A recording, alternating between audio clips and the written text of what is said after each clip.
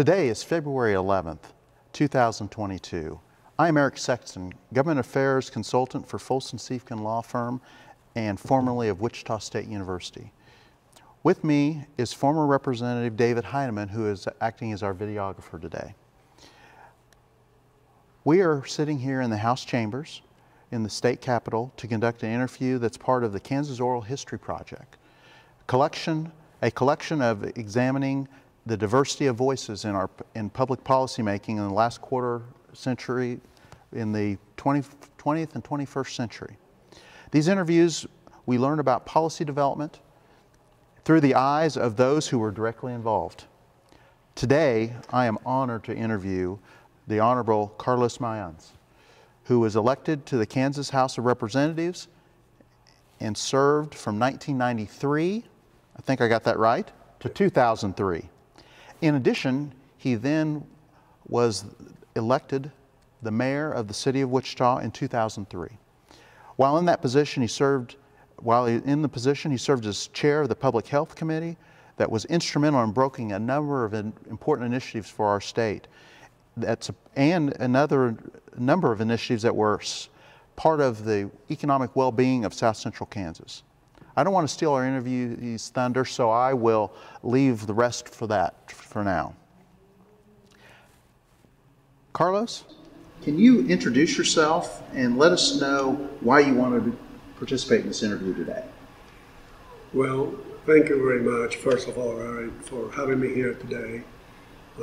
We have known each other for a long time. Absolutely. And I appreciate your friendship Absolutely. Now and in the past, and the entire family, actually. No, I tell you, it has been, life in America has been a very good ride. I have been very blessed. My family have been very blessed to have been able to come to America when so many of the Cuban people continue to suffer so much. And I come here because my parents thought that America, while it was unknown to us at the time, was a better place than Cuba, where we were born. So I don't know, I can tell you that story too. We'll maybe get into that a little bit later. Next, I'd like to talk a little bit about the Kansas Oral History Project is a not-for-profit corporation created to collect oral histories of Kansans who are involved in shaping and implementing public policy. Funding for this project is provided by volunteers, individual donors, and the Humanity Kansas, a not-profit cultural organization connecting communities with history and the ideas to strengthen civic life. To give us a little bit of a roadmap for today's interview is that first we're going to talk a little bit about and let you talk about your background and education and your early life, and what a great story to talk about coming to America and to Conway Springs, Kansas. And then your entry into public policy and public service and your various roles in public service. And then accomplishments and mentors and other kinds of things. And then kind of wrap up with some closing thoughts. With that, let's just get started. Carlos, could you tell the people here one thing that everybody should know about you? That I still have an accent. You don't have a Kansas accent. Yes, it was kind of funny because the first time that had been said to me that I had an accent, and then I said, I do? Why don't you go down to Alabama or Georgia? They have accents. I don't. Right. That's awesome. Yeah. Tell us a little bit about what got you to Kansas. Well, what happened was when I lived in the refugee camp, when I came from Cuba, there were 5 refugee camps in America. The United States had worked some of the issues with the Cuban government, because I came in 1963, and then we, had the Bay of Pigs. Yes. And so there was a lot of problems between the U.S. and the United States and Cuba. Mm-hmm. So what happened was, the United States offered to help some of the families to have the children come, but they have to come unattended. The Cuban government would not allow the parents to come. Okay. So, and it was a limited number of visas, and you had to know the people, and you had to buy the tickets, the airplane tickets, with American dollars, but they were not offered in Cuba because you had to pay in pesos. So you had to find somebody in the United States to buy the ticket for you and find their relative in Cuba and pay them in pesos. Okay. So we were able to get that done. Oh, wow. And so we got the visas, and then we were put on the list. My little sister was 7, my brother was 11, Okay. and I was 13. Okay. So they came first. Right.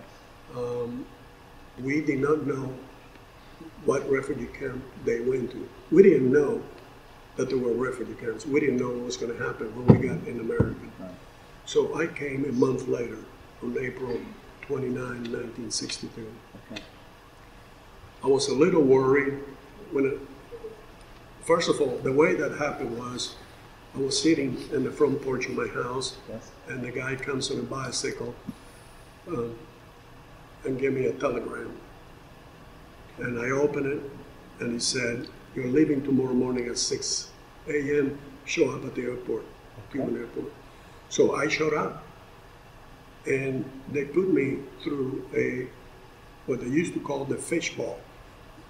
My mother was the only one with me because my dad was at work at the other side of the island. Okay. He worked for an American company in the sugar business. Okay. So my mother, but she could not be close to me. None of your relatives can speak with you. It was at 6 o'clock in the morning. I did not leave till 3 o'clock in the afternoon. And we had to take all of our clothes off. And they did some terrible body searches. Right. And then we walked to the airplane. When we walked to the airplane, we could not look back and wave or say anything to our relatives, or we would not go. We got into the airplane, and it was loaded with nothing but children. There were so many children, and I wonder whatever happened to the little babies that were in baby carriage that were put in the aisles. Okay. And when they say the plane was taken off, I didn't believe it. I thought it was a trick by the government and everybody was going to be arrested. But we took off, so everybody clapped. And then so we landed in Miami somewhere around 4 or 5. And when we landed there, the first thing I did when I came down was kiss the tarmac. Right. Then they took me into a room where they interviewed me about my parents. Right. They didn't like communism, or then what did they do? They took our pictures, names, all kind of things, and then put me on a van with some other young people. Right. And we went to different camps and drop off people. People were being dropped off by their age. So I was dropped on a boys only camp from 13 to 18 in the Florida Everglades, the Camp Matecumbe. Okay. That was the toughest of all the others, because the other ones were church affiliated, Right. or my brother and sister went to the Florida air base in South Florida called Florida City, where it was boys on one side and girls on the other, but the boys were up to 12, 5 to 12. So I got to my camp. I can tell you a whole day of stories about the camp, but so I tried to find out where my brother and sisters were. So I found out, and I went to visit them. They had a bus that went from camp to camp if you had relatives. So I went and visited with them, and so I found out that where they were, and so we talked. So I did that once a week. I was able to go and visit them. And then one day I went to visit them, and they're gone. And I said, well, wait a minute. And I was not informed that they were moving. Right. I said, but you got to understand, my mom told me to keep an eye on them in America. I said, well, they were sent to a foster home in Kansas. And my office in my camp had asked me where I wanted to go. Where in America would you like to go? Because everybody wants to stay here in Miami. Right. That list is very long. Right. So I said, well, I don't want to go to New York, Chicago, or LA, because no real Americans live there. I want to go where the real Americans live. Right. Where is that? I don't know, Kansas, Oklahoma, Wyoming, Dakotas. Right. And they say, Kansas? Oh, that's where you're going. Because he said, no one wants to go to Kansas. That was on Monday. On Friday, I was on the airplane. You're on the airplane. And then so there were 4 older kids with me that were coming to Kansas. 3 brothers and 1 sister. Okay. And 1 little girl by herself. So they put me in charge of them. We all had name tags. Okay.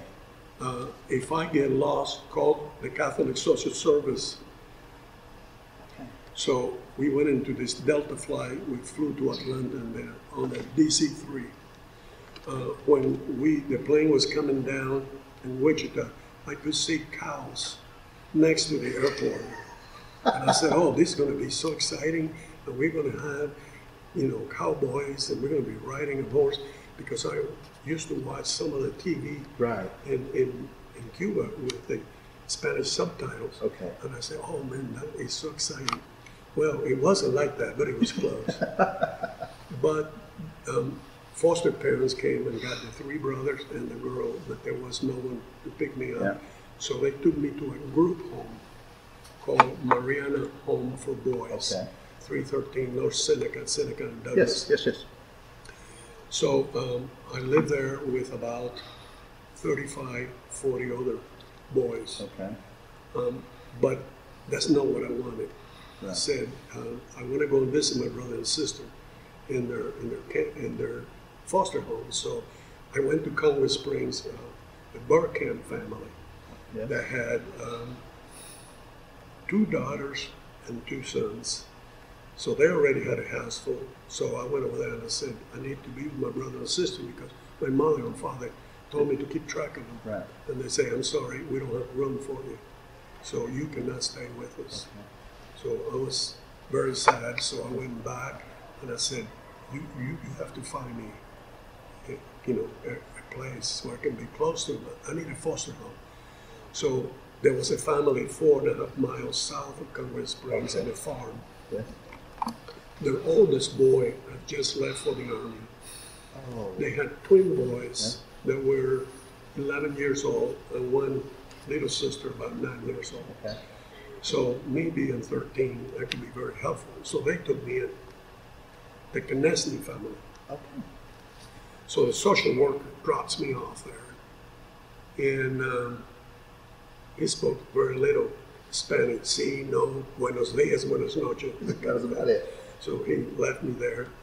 And so the people were speaking English. And, so you learn a lot of the sign language. Yes. And food that I have never seen before. Oh my! I've never seen peanut butter on bread. Right. Okay, I've just never seen that. And there were cottage cheese. I never eat cottage cheese. Right. So I had to ask him, try to explain where that came from. But it was very. It was a nice home. I learned a lot of things. How to milk cows. We raised over 300 hogs. We had cattle. We had chicken. So I plowed, I cut wheat. That's awesome. I learned all kind of stuff. I had a driver's license at the age of 14, driving a truck to the elevator, carrying wheat and barley. So I learned a lot. One morning, I said, I need to eat breakfast because it was 5:30 in the morning. And my foster father said, I'm going to tell you something. Before you eat breakfast, they have to eat breakfast because it is because of those animals that you're able to eat. Right. And I thought that was very powerful. I've never forgotten that. That's awesome. So we did that, and I went to school in Congress Springs. Right. So they started me in seventh grade because I didn't know English. And then I moved to the eighth grade a couple of months later where I learned more. And then I went to high school then after that. Okay. So in 1 year I covered a lot of room, yeah. And so I went to St. Joseph, Conway Springs, Yes. and then to Conway Springs High School. And it was interesting because that's the first time that you get with the rest of the young people that are not Catholics. Right. In the high school. Right. So that's kind of an interesting thing too, that I wasn't used to. You know, going to school was interesting because I've never been to a private Catholic school where you have nuns as your teacher. Right. And she put me in the front desk, I guess, so I can pick up English by osmosis a lot faster, you know. And, you know, it was very nice. And then, but we lived apart for a couple of years. Okay. And then there was a family in College Hill, 345 North Clifton. Okay. The Abraham Dye family. Yes. Abe Dye played football at Wichita State. Okay. It was an inn I recognize the name. back when they had the leather. Leather helmets and Yes, oh yes. yes. So him and his wife had 8 children. Oh, And wow. some of them had left the house, but 3 were still at home. Mm-hmm. Actually, there were 5 at home. When we moved in, the 3 of us, they took the 3 of us so that we'd be together. So we lived with them there, and then they sent all the children to Capon or to McCormick. From Mount Carmel, yes. So that's how we ended up together till one day I am playing tennis at College Hill Park with a little guy that the net was bigger than him. His name was Henry Helgerson. And I like to hit the ball over his head. Yes. And he said, "Don't do that." I said, "Well, that's not my fault. You're little." And then my foster father drove up, and he said, "Hey, what's your dad doing here?" I said, "I have no idea. You know what? Maybe it's supper time, but it's too early." So he came over and says, "Your mother and father are here." I said, What are you talking about? Here, like in which what? No, they are in Florida at what is called Freedom House. Okay. They arrive, and they want to speak to you tonight. They want to call at 8 o'clock. So let's come home, get ready, eat early. So that's what we did, and we waited for the call. And it was like the whole world is going to change again. Right. You know, that's why. You know, when we go on vacation, my wife likes to pack a week ahead. I pack the same day almost. Right. Because my suitcase has always been very small. Well, that's awesome. Well, thank you for sharing that. Let's fast forward. How did that experience affect and bring you to decide to run for public office? Well, what happened was one day I'm sitting in my office. I had an insurance office. Yes. And we put together a little chamber of commerce for just West Side people. Oh, okay. So we got together with a lot of people, a guy named Martin Fisher, and some other people. We got people together, and we began to get to know people and some of the decision making that was being made.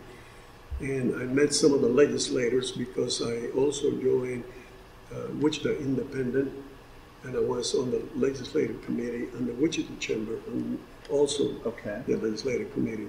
So we came here a couple of times, and we meet some of these people, and I thought, hey, I can do better than that. So I didn't know really anyone, and like I said before, the first person I talked to was the former lieutenant governor, right. You know, Paul Dugan, and I visited with him. I really didn't know too much about what philosophy Democrats or Republicans had, or what was a conservative. So but one thing that I always find out is America is very good at having labels. Yes. They like labels because you can put a label on a person and you don't need to know anything else about them. As long as they have a label, you already know everything about it. But that's not really real life. You know? Right. People don't have labels. And so I always felt like I was fairly independent. So in one end of this, people will say I was an extreme right person. Over here, I was a closet Democrat. So I wasn't, you know, Right. I know who I am. The labels and the titles were meaningless to me. But I went ahead and ran for office because I said, you know, this is an opportunity to give back to the people in Wichita and Kansas what they have done for me. Right. So it was not about power. It was not about the title. As a matter of fact, the first time I got a letter at home, it had H-O-N, Carlos Mayans. And then I called him and said, hey, you guys made a mistake. I'm not Vietnamese. It's not Han Carlos. He said, oh no, that's honorable. Honorable. How do you know? See, Right. that's how naive I was. That's But, awesome. you know, the first time I ran, I didn't know anyone. We took some money out of a savings account, Right. $2,400. There was another guy in the primary and a woman. Mm-hmm. And so the woman won. I don't like to say that I lost my 58 votes because that's what happened, but I won because I got my message out and I learned a lot of things Right. that I did not know before. Yes. So I went back to the office and I put a sign up on my office that said, to me, Yes. a question to me, Carlos, what are you doing today to get elected in 2 years? And I had a list of items. Interesting. And I did one every day. I went in the office and I took a couple of hours to go out and perform one of those acts. What was number one on that list? What was the first thing on that list? Get to know more people and let them know me. Awesome. Let me ask you along those same lines. Can you, other than Linda being your first contributor when you took money out of the savings, who was your first campaign check from? Or what group was your first campaign check? Well, obviously from us. But that's what I'm saying, other than Linda. Yes. Yes. Can you remember that? Because I know that a lot of times that's a seminal time with folks. I would tell you something Yes. very, very funny. What happened was there was a legislator already in that seat, Okay. which I knew him very well because in the business community on Yes. the West Side. So he came and he said, I don't want you to run against me. Okay. So he offered me some things and I said, no, I am going to do this. Now I'm more determined than anything, Right. you know, to do that. And then so I started calling people. And a person from Boeing, I called Boeing, Yes. and they said, will you give me a campaign contribution? And they said, you know what, we love you, but you're running against the incumbent and they're going to hurt us if we give you money. I said, okay, fair enough. I'll tell you what, I'm going to write your name down. The list is called, How Much Do You Love Me? So I want you to give me $500. That's how much you love me. So I did a list. Yes. I said, I'm going to call you the next day after the election that I will win, and then I will ask you about your love. So I said, okay, fair enough. So I won the election. That's awesome. Won the election, and then I said, how much do you love me? Except for one young woman, her organization, Vini Honora. So I ran into her about the third day on the floor. I was down at 176 West or something like that. Okay. And then I said, oh, hello. I said, listen, I just want to visit with you and tell you that you promised that you were going to love me a lot if I won, but you didn't honor that. So I tell you what I'm going to do. I believe so much in your issues that I'm going to forgive you. Just don't make the mistake again. Don't make. From then on, every time there was a primary or general, she would send me a check on each. The first check that I would receive early was from that group. From that group. That's special. So it was, but it was not about the money. It was about every day I would get 100 palm cards in my hand. I would put them down and I would take off and I would not stop, regardless of being July, 117 degrees until I came back home. And I ran into a lot of people that were real interesting, and they were, there was one guy that the dog came and started barking, and he said, do you know that you upset my dog? And then I said, sir, I can tell you, the last thing I expected to do today was to come here to upset your dog. It is 107 degrees. I just want you to know who I am, because I will be making decisions for you. So he looked at me, he said, stay here. So he goes to the garage and said, come here. And he told his wife, come up. He said, we're Democrats, but we're going to vote for this guy. Because you know what? These guys don't take any crap from anybody. Yes. So I said, thank you, sir. And bring a sign. Yes, sir. Turn around and said, thank you. Yes, that's awesome. Well, along those lines, your life experience is so unique, and when you walked that district the first time, the second time, the third time, were there interactions that you were surprised at, or interactions that you were like, I thought we were past some of these issues of ethnicity and discrimination, or did you not see very much of that in your campaign, let alone, and then how did that manifest itself when you came to Topeka? No, they were mostly amusing things, like one guy, I knocked on his door, and he opened it and said, I'm Carlos Mayans. Oh, yes, you are that Mayans guy. Yeah, when I think of you, I think about the pyramids. I said, well, that's in Mexico. But you know what? That's okay. I'm okay with that. You think about the pyramids on voting day. Yeah, so we had some interesting thing like that. No, I mean, I think that people were always very nice. That's awesome. And, you know, even though, you know, that might have been, there was one woman one time that says, no, I don't want to talk to you because you have a pro-life stance. And she went to shut the door, so I put my foot between the door. I said, you know, that is a problem, because we need to be able to talk to each other about, not only about that issue, but about many other issues. About, I said, being about pro-life, it's not just you save the baby in the womb, and you have education, you have health care, right. You know, There's you so have many. jobs. Right. There's a lot of things that are pro-life. So, you know, so we had a little discussion. Nice. Well, let's talk a little bit about, now you're elected. What were some of the key things that you felt like you were able to accomplish when you came to this great chamber that we're in today? Well, the first thing I did is, since I didn't even know where all the bathrooms were, I decided the first 2 years I'm going to spend it just getting to know all of the media people and the staff.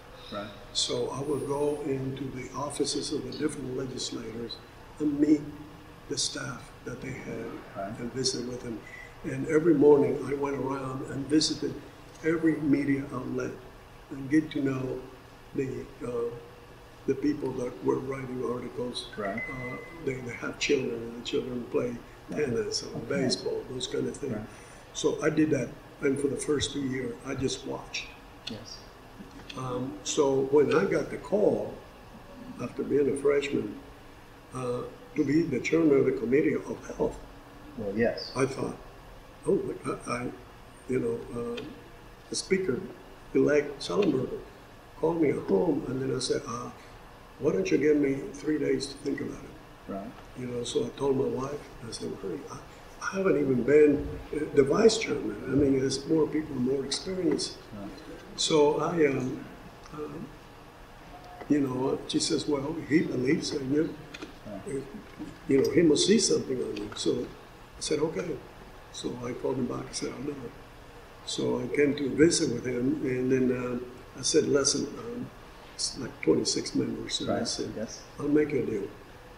I will take the job with one condition, that you appoint 15 freshmen to the committee, 15 Republican freshmen to the committee, so that way they don't know that I don't know anything. So he said, oh, okay, we'll do it. Okay. So everybody was, knew there. Knew that. So we started bringing out some things, and then I love the Committee of Health. There were so many opportunities to do so many good things, and we did that. Now sometimes we had the divisive issue that came that were sent to my committee. There were other years they went to a different committee, but they decided to funnel it through my committee. Right. And I did not know that, or really that was going to happen. Okay. But I handle it. After a while, they wanted to route that a different way, judiciary, local government, and I said, no, listen, I'll go ahead and take all the arrows. I don't think the other people can take the arrows. What was the most divisive issue, and can you tell a little bit about how you managed that to get a bill to the floor, get it out of your committee, and even if working it through the process? Well, the first issue was actually with people who lobby in the legislature, who came to me and said, you know what, we control the votes, and there's nothing you can do. So I smiled and I said, that's a big mistake. I said, you have no idea how I work. So, okay, we'll see about that. So I developed a list of issues that those particular lobbyists wanted to be heard. And since I had all these freshmen, I called that the following pieces of legislation will not be taken up by this committee this year. All those in favor say aye, all those opposed nay. If it passes, no, put them to the side. I no more came back to the office and said, what are you doing? Are you crazy? You can't do that to us. And they said, well, not only did I did it to you, but what is going to happen is that the people that pay you to lobby here are going to question, how come you couldn't work with me? Okay. So they sat down and worked with me. So that was the first time, that was the issue that was first gaining the respect from the people who brought issues to the legislature. After that, the most divisive issue was probably the life issues, because all the pro-life legislation was being passed, and I tried to, like I told one legislator one time in the committee, look,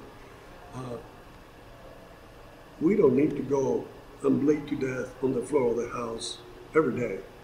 Let's put some of these things together in one bill and put it on the floor and have the discussion. But this, we take up a lot of time, and we have all the very important issues that are very, pro-life, and that's when somebody says, I don't care about any other issue. You don't care about health care, about having a job, about your child, going to a good school. Those are pro-life issues too. That's what I see. I said, I'm going to tell you something. You're not going to be here very long if you're just that narrow. She lost the election the next time. Well, it's interesting you mentioned that, because I want to touch on that, because you saw life as a bigger question.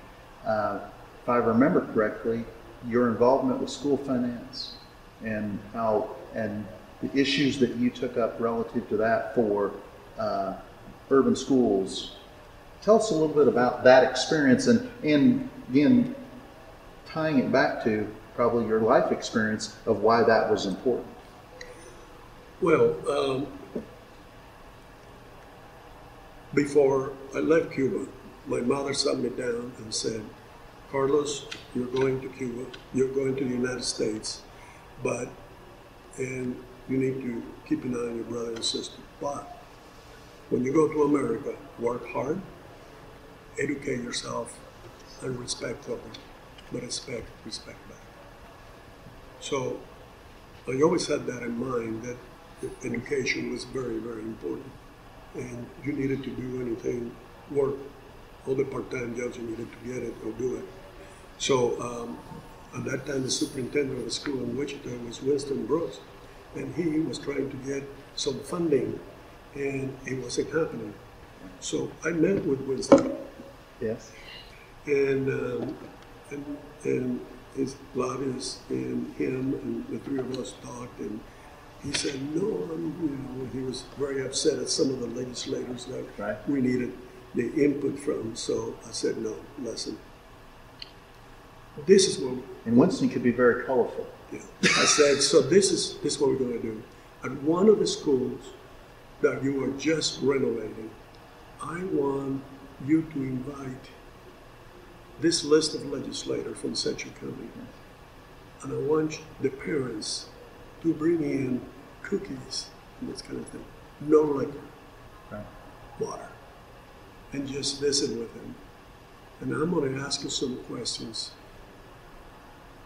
in front of them. So that's what happened. Well, guess what? We came back. I put a resolution together, had them all sign, and then it passed. And then the school bond issue passed.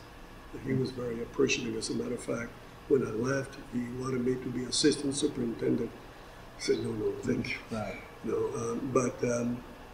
yes, and then the media wanted to know the names of the people that signed it and the ones who did not sign it. I said, no, that is not going to help. The fact is that we did what we're supposed to do. So, so that was very important. We had one vote here. There used to be a special ed. There was always, every year, discussion of special ed. Right. No, because the federal government gave us this much, we need, and then so we are 25%, we need to go to 30 to 35. Right. It was like an auction. People bringing different types of, amendment, different. I said, that's it, I've had it. So I get up, Mr. Speaker, 100%. We're going to pay 100% for education, and we're going to use the lottery money to fund it, and that's what we're going to do. It's 100% special ed. Right. Everybody bought no. Right. I mean, some of the teachers' union came to see me and said, no, because we don't have a job. We will lose our jobs if we vote for them. Right. Some of the Democrats leadership told me, no, it was a great idea, but then we had nothing to complain about. And I'm like, oh, okay. Well, I didn't realize it. I missed that memo. Yeah. You missed that memo. There were several issues like that where, you had to call the people out and kind of, wake them up. But it was fun. I mean, I always had a smile on my face about it. Yes. I remember I might have been in the legislature maybe 2 or 3 weeks, and I came to the microphone for the first time to present something. I was scared to death, and there was a legislator that came out and asked me a question that I did not know the answer to, purposely, to show how little I knew. Okay.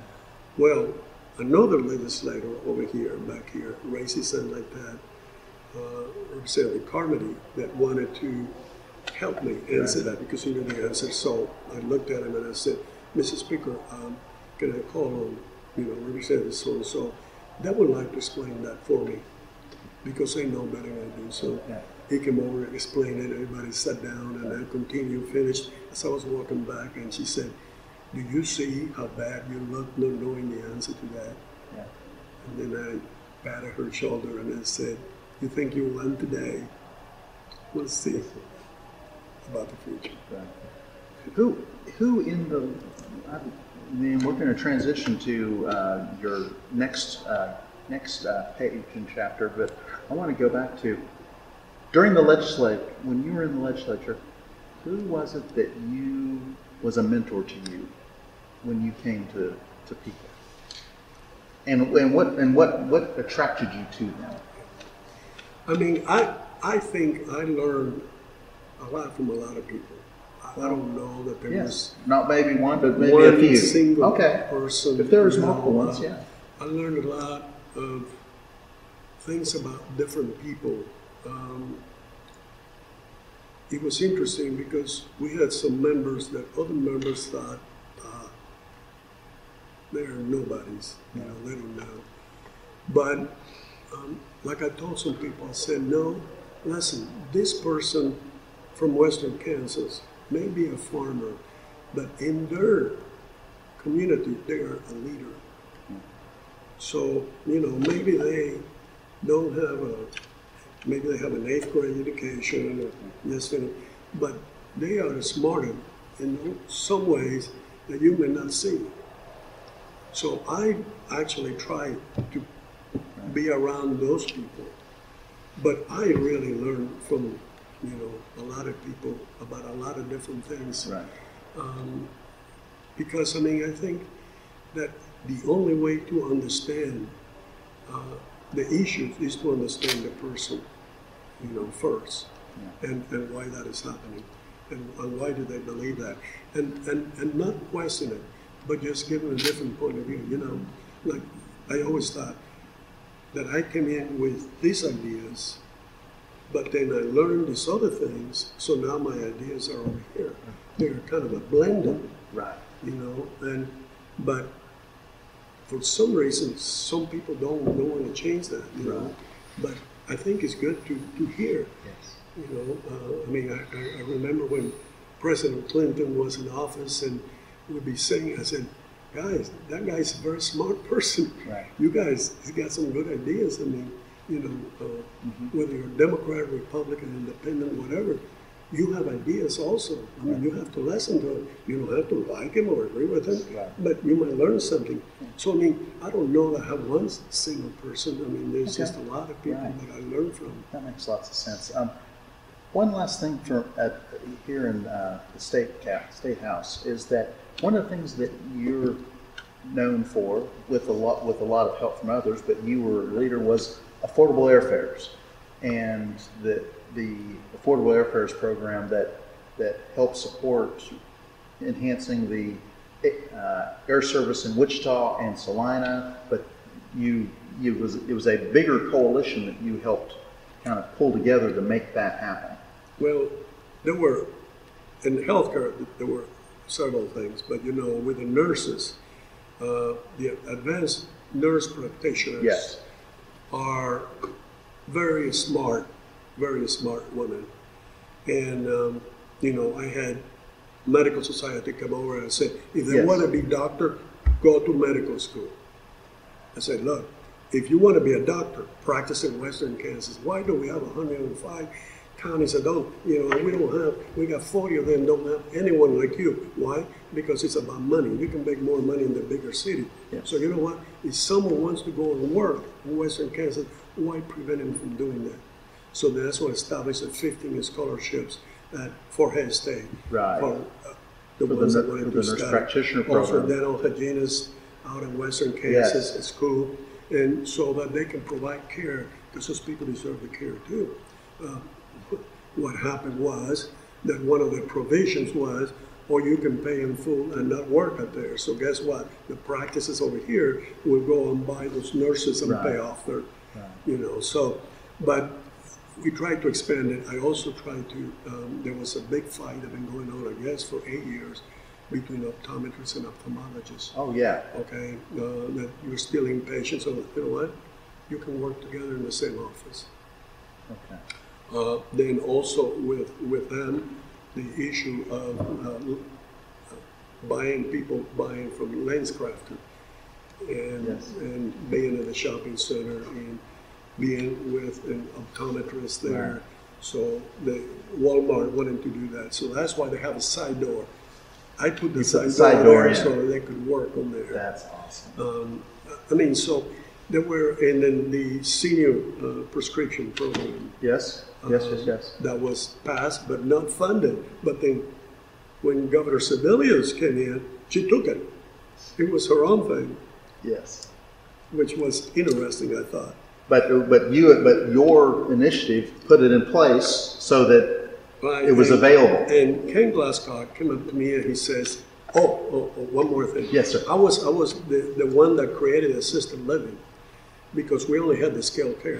Right. So they came over and they told me, and I said, I want to see it. Because I always want to see it. Don't just tell me about it. So I wanted to see Right. it. I like it. But then the rural Kansas hospitals that had skilled care said, we'll be run out of business. No, we are going to make a deal that you can use a wing as assisted living. So that's how we worked that company. Oh, wonderful. But we were able to create the assisted living on passed finally as a Senate bill 2007, right. Something like that, and created that. But you know, we did. I mean, the prescription program was when I went out to Maryland and Maine and all those, and they had all passed those type of legislation. Yes. So I brought them all, and I looked at the things that I thought could pass in Kansas that we could support, and I pulled them all together in one. Right. That's when I became a closet Democrat. Well, let's transition to 2003. You decided not to run again, and we're coming back to Wichita, and lo and behold, there was this position open in the city of Wichita, the mayor. Tell us a little bit about what drove you to kind of decide that you were going to continue your public service at home. Well, first of all, I had in my head 10 years in Topeka, and that's it. I had my own term limits, yes. Even though we didn't have one. And I also supported term limits always, but I had my own term limits. Yes. And I did not make an announcement on my last day that I was leaving. So some people talked to me about the insurance commissioner. Yes. And, you know, Senator Prager and I talked about it. She wanted me to do it. And I said, no, I want you to do it. I'm going to go ahead and do this mayor of Wichita. There was an opportunity there because he was the mayor of Wichita in previous years, 2000 and before, was appointed by the commission. Yes. But this time, for the first time in 2000, he was voted by the people of Wichita. Right. To me, that was very important to me. Yes. Because when you're appointed, it's just half a dozen people making a decision for the city. Yeah. But when the people of Wichita vote for you, that is a big thing. So I thought it would be interesting if someone like me that yes. came to this country, that was taken in by the people of Wichita, yeah. Could see their support. So I decided to run. Plus, it was time to come home. I had a wife and 2 boys yes. at home, and they needed me. Right. Playing baseball, tennis, and I was missing some of that. I didn't want to miss it. Right. So it was time to come home. The opportunity was there, so I decided to do it. I thought, having been in the legislature, would be very helpful to the city of Wichita. Right. As a matter of fact, a couple of city council told me, why don't you go back to the legislature? That's where you need to be, not here. You know, because so I can fail a little bit about Whipple. When he got elected, I said, oh man, you have no idea. Right.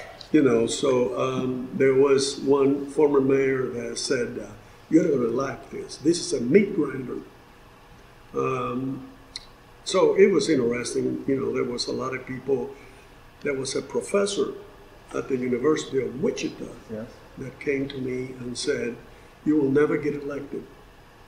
I said, why? Because you have an accent and you're Cuban, you're Hispanic. They won't elect a person like that. I said, but I'm an American. I'm an American citizen. I serve in the U.S. Army. I was a medic in the Army. Yes. What do you mean I'm not? I defended this country, and I love this country. I'm very patriotic. Yes. And no, you're wrong. Yeah. So. And by the way, not so much.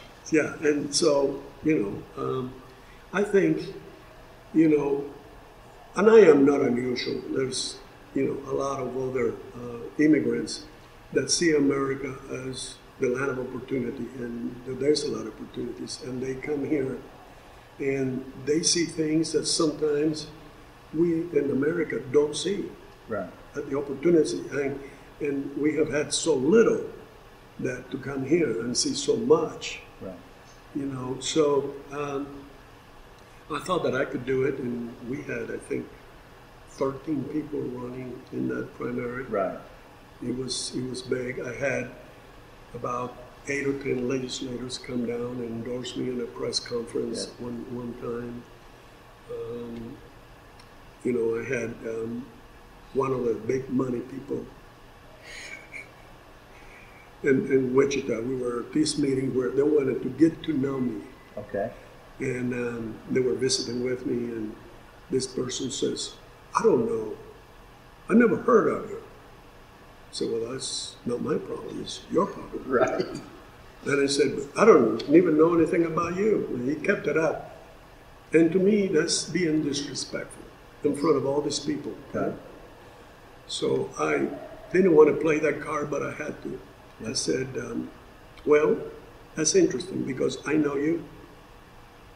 You know me? I said, yes, because I did my undergraduate at Georgia State University in Atlanta. I worked at a bank where you were building some companies there, and your workers came in and all the checks bounced every time.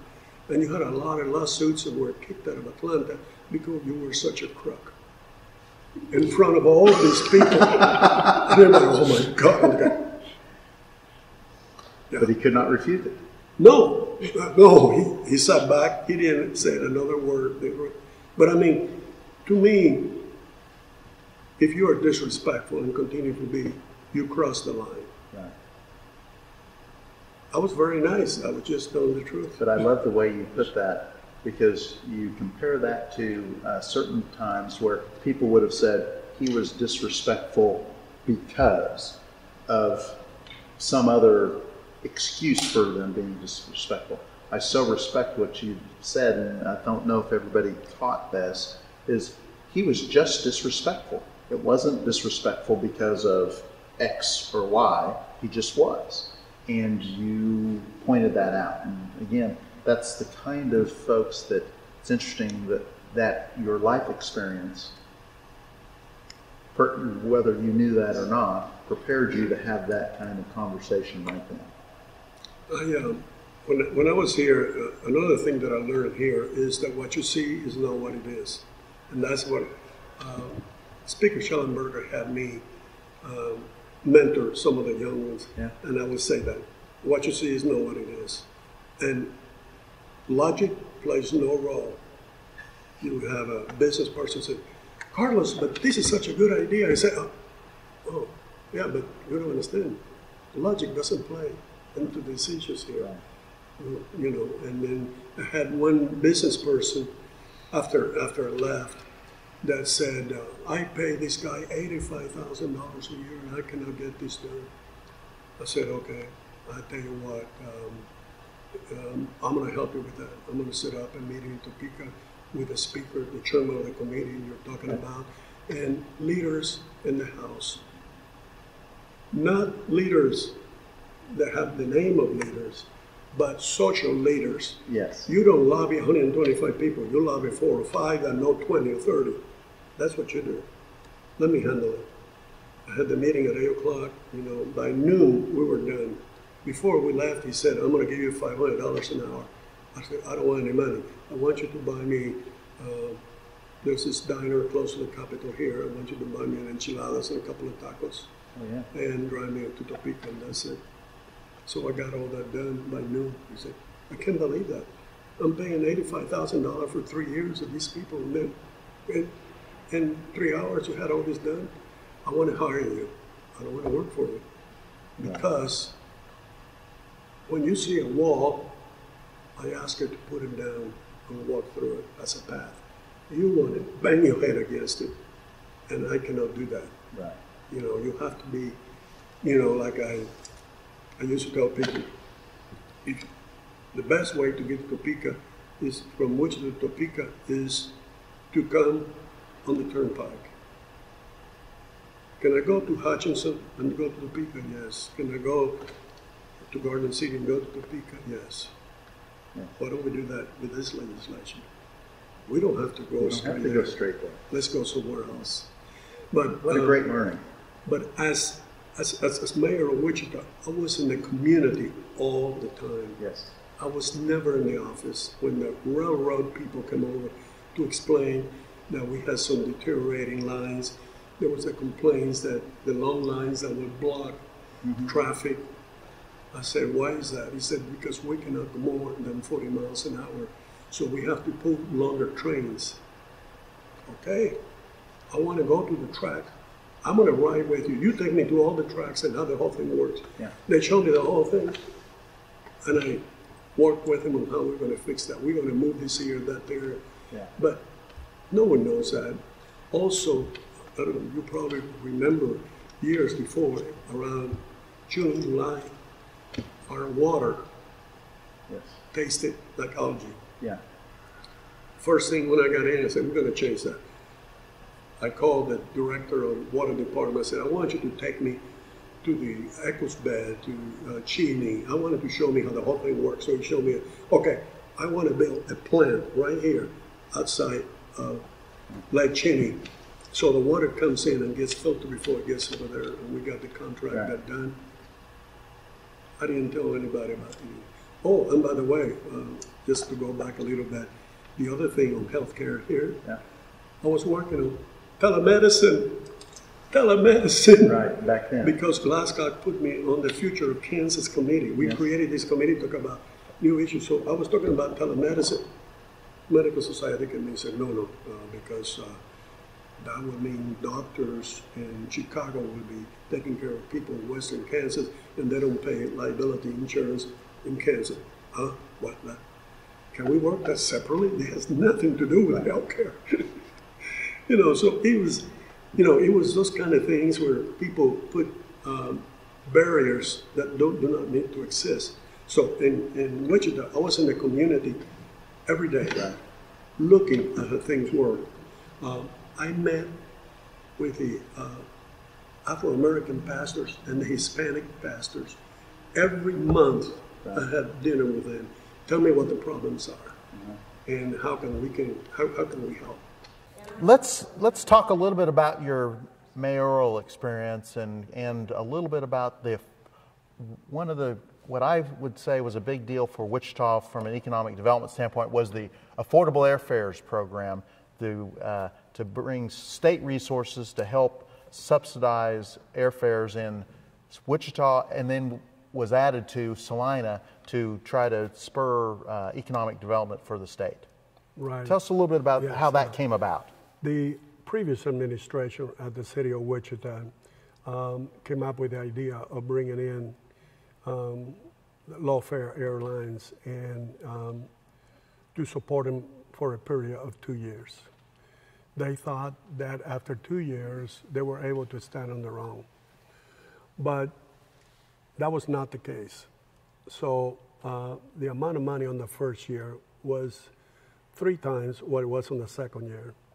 So when I came in the second year, they said this is not sufficient even in the second year, so we won't be able to be here, and we needed that. So my experience in the resources that I saw at the state of Kansas with the lottery and some of the monies going for business opportunities, I thought could be a resource for a longer period of time. So that's when I approached the state capitol folks with that idea, and then later on a continuation with the next governor also in Kansas, and she was very supportive of it Right. also. So it played out real well. They a lot of the other airlines began to look into Wichita. As a matter of fact, I went down to American Airlines, and I wanted to put the hub for the maintenance of the American Eagle in Wichita, and they were interested. Right. But the city told me that they didn't have the room to put the maintenance for that. Okay. But I did bring in a couple of other companies that wanted 50 years lease at the airport. Right. And they were big companies. So I brought those companies in, and they also expanded in other areas. But also another big vote was the arena downtown. Yes. Tell us a little bit about that. What happened was the county had the arena by Valley Center, Yes. and they were not doing as well. So I went and visited with them, and then I said, look, you are planning to spend $71 million in building and fixing that arena to become ADA compliant. Right. That doesn't make any sense. The arena belongs in downtown Wichita, not over there. So I'm going to tell you what I'm going to do. You go on and spend your $71 million over there. I'm going to build a new arena in downtown Wichita, and you will be out of business. So why don't we talk about it? That is a very good way to get people to come to the table. I am going to build this and offer you $1 for your refurbished arena. Yeah. We are all dealing with the same taxpayers, county and city. Or, let me tell you what we can do. Right. I can give you the land in downtown Wichita.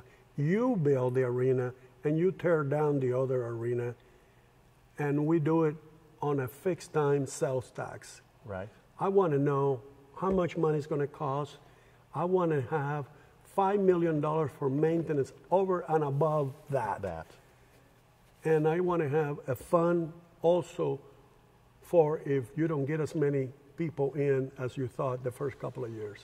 Give me that amount of money. Okay. So guess what? We are going to put this to the vote of the people. And what it's going to do is we're going to do it for 3 years. We're going to put it in the bank. And after we have the money, all the money, that's when we start building it. That's awesome. Let me follow up really quick on that. How was your experience in the Topeka? Because you did have to get some approvals and legislation here in Topeka. How did that experience here help the success of that program, working through the politics at home in Wichita, in addition to the things we had to do up here in Topeka? A lot, because in the city, you're working with less people. Right. Here, you're working with a lot more people. So here, you have to convince a lot more people than you have to convince there. Right. Actually, convincing a lot more people is easier than convincing a few. Because you had to get approval to do the sales tax here. Right. If I remember correctly. And that idea had been brought up several times. The fellow from the Sports Commission. Yes. And another businessman had said, Carlos, we have been trying to do this for the last 10 years, and we cannot get it done. And I don't think the people in Kansas will vote for sales tax in Wichita, in the county. And I say, no, I think that if we explain it and we have a good idea and we, show them how to do it, then, so then they said, okay. So I was going to all these places. We had a committee where we have the people from the chamber, the biggest company, the Boeing, Cessna, right, so that they knew I was going, the school superintendent, no media. Right. And that was it, just us talking, and very frank discussion about things and listening to what other people had to say about it. So yeah, with the bigger companies, we were also talking about, hey, how many people, if we bring all these jobs to Wichita, how many are you going to hire? Right. I created those meetings, that partnership between the chamber, the county, and the city, we also met every month to discuss bringing jobs in. Awesome. And every business that the city of Wichita gave money to, I went to visit it to see how they were spending the money. And a couple of businesses said, and I don't want to be with management out on the floor. I want to be with the employees. Management, you stay in the office. Right. So I will go there, and guess what? The employee says, that's not what they are doing. Let me tell you how they are spending it. Interesting. Well, you were very hands-on and very engaged, and that was what was, again, a hallmark of your public service. I want to, again, take a step back and have a more ask you a more philosophical question about, you've been sitting and you served honorably in this state capitol and in our city for many years. Looking at politics today, when you line them up, tell us a little bit about your perspective of politics when you were here and when you were participating, and now you're sitting outside. What would you tell folks that if you were writing the story about the differences, and what would you see looking forward to the future of where we ought to be looking at relative to politics, particularly in the context of you were at the beginning of what one might say is we had this conservative movement, but it was different then. And I'm curious of looking today versus what you saw when you were served. Well, it's day and night. I mean, it's different now. I mean, I think people need to be more respectful of each other. They need to listen to each other. I mean, and see why they are saying that. You know, I love history, so right. You give me something. One of my sons moved to Pea Ridge, Arkansas, and then I went and researched that was the biggest battle in the South between Missouri and Arkansas, and that one whole battalion in that war was a Cherokee. And, wow. and I'm very into right. history. Whenever I find something very small, I go and look into it because I wanted to understand why the people did the things that they did right. and the sacrifice that they made. So we need to look at what we're doing now, not that we have the ability, I hate to use the word power, but you have the ability to do good things for our community. And not just for our community now, but for our children. And we need to be patient with each other. I mean, it's not going to happen tomorrow or the next day, right. but how is that going to happen? I remember I used to go to Peter Claver School, Catholic school, yes. to teach math to black children, and I was doing it in the gym. And they will come in and they say, hey, Carlos, let's go and play hoop first. No, we're going to do math first, and then we'll do hoop. We're going to exercise this, and then we exercise this. Yes. Because, that's when we build the park here in memory of the crash of the KC-135. Yes, right there at Pyatt Street.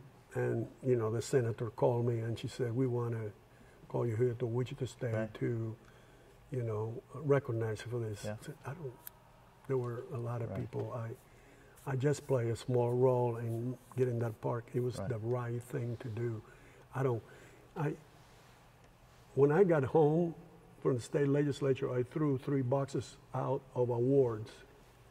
I don't need awards. Right. I mean, it's not about awards. It's not about title. That's what I took my name off of the parking space. Right. It's not about that. It's about doing the right thing and having the opportunity.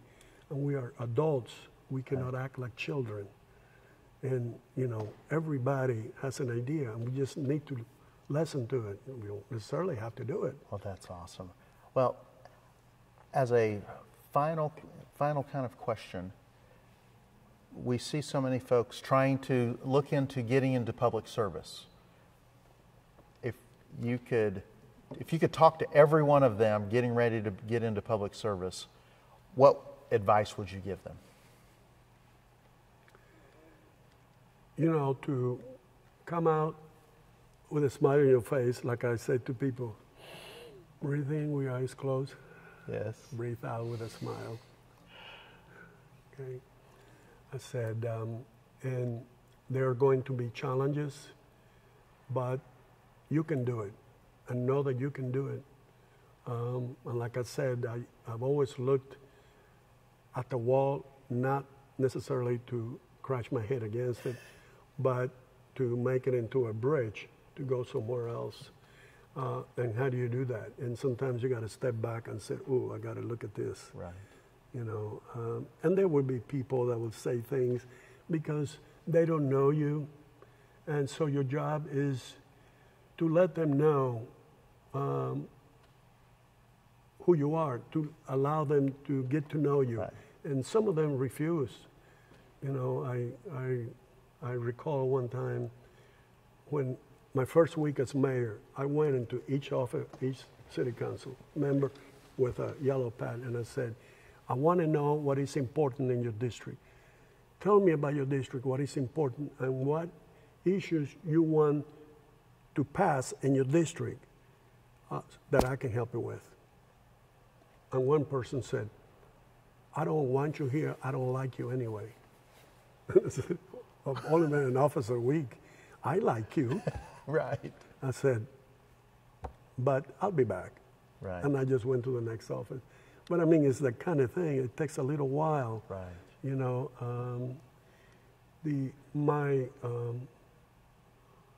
you know, there were several people, or the 13 people that ran in the primary for the office, Right. that decided then to run as independent Right. in the final election.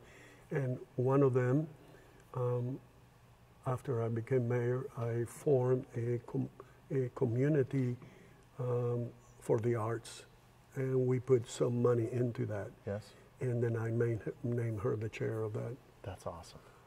I also tried in Wichita to create not just the River Festival, but to expand the Aviation Festival into something bigger. That's right. And then to do a summer. And the Dewey Brothers were here That's right. in the summer by the river where the river. library's at. That's right. And then have a River Festival and have a Christmas Festival.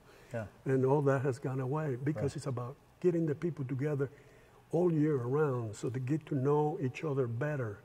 You know, Right. so to new people getting in is get to know people better.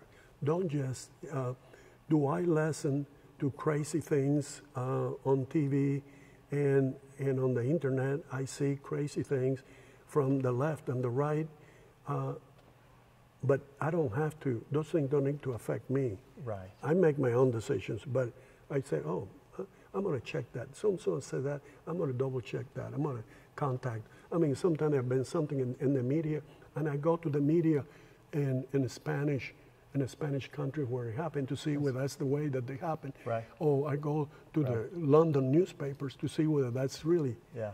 the way it is, you know. No. Because, you know, you cannot, but that's why I don't do Facebook, I don't tweet, I don't do any of those things. Right. I make some comments on LinkedIn, you Yes. know, and very few, but I don't do, because people are, for some reason, and I think it's the anxiety of the virus and all the stuff going on, Right. that they have a lot of anxiety and they take it out on other people. But this is an opportunity to love each other, not to, you know, expand hate. It's awful. That's right.